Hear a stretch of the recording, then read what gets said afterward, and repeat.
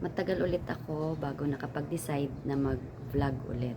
Pero dahil ang daming mga tanong sa akin, so napagdesisyonan ko na i-vlog ko na lang kasi hindi ko masagot pa isa-isa yung mga tanong ng mga kliyente ko.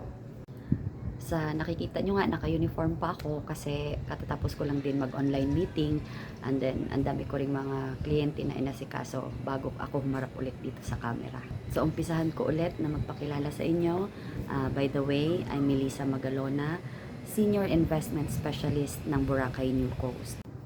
Gagawin ko lang to ng mabilis at i-explain sa inyo yung mga tanong na karamihan na tinatanong sa akin ng mga kliyente ko.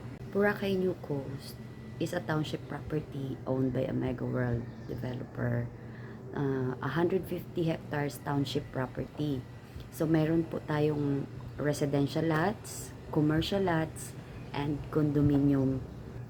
Marami ang nagtatanong sa akin kung paano ba mag-invest dito sa Boracay.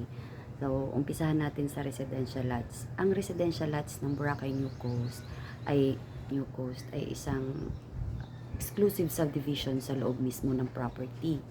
So, meron tayong minimum cut na 300 square meters bawat lote po. So, meron din tayong malaki, mas bigger than 300, pero ang pinaka-minimum lang natin ay 300. Next naman natin ay ang commercial lots. Commercial lots is mas malaki siya kaysa sa residential lots kasi ang minimum cut ng commercial lots natin ay 600 square meters. So, pwede tayo dito magtayo ng building, magtayo tayo ng sarili nating business. Karamihan ay nagtatayo ng mga mini hotels. Patalastas lang ha. Mas madali pa lang mag-present sa actual na client kaysa humarap dito sa camera. Sa ngayon, yan lang muna ang ibibigay ko sa inyo pagdating sa mga lote ng Boracay New Coast.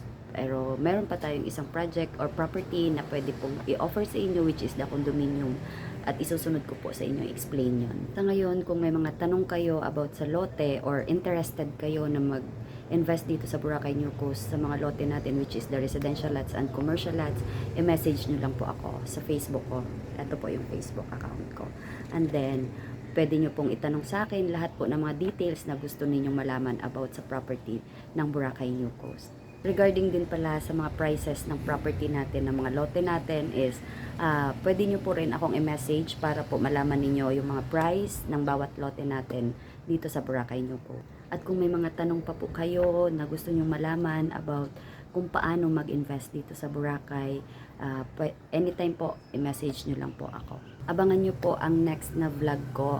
I-explain ko naman po ang details ng condominium at ipapakita ko naman po sa inyo kung paano po mag-invest ng condominium dito sa Boracay sa mababang presyo po. Thank you.